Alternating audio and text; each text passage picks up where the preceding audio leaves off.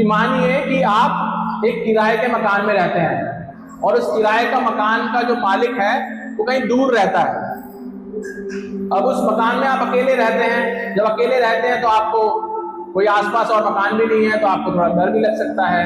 मकान में कुछ लीकेज हो रही है, कुछ और दिक्कत हो रही है, इलेक्ट्रिक शॉर्ट सर्किट हो जाए तो आपको चिंता रहेगी हमेशा, क्योंकि मकान मालिक वहाँ है ही नहीं, आप अकेले रह रहे हैं वहां पर। अब इसके बजाय अगर आप एक पीजी में रहते हैं, पीजी क्या होता है?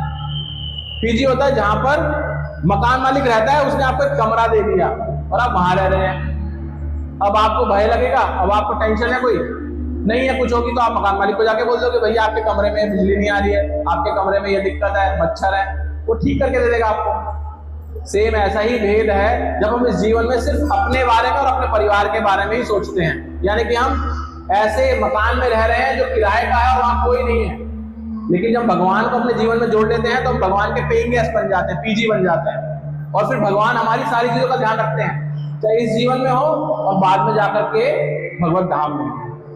तो हमें सिर्फ भगवान को जोड़ना है अपने जीवन में।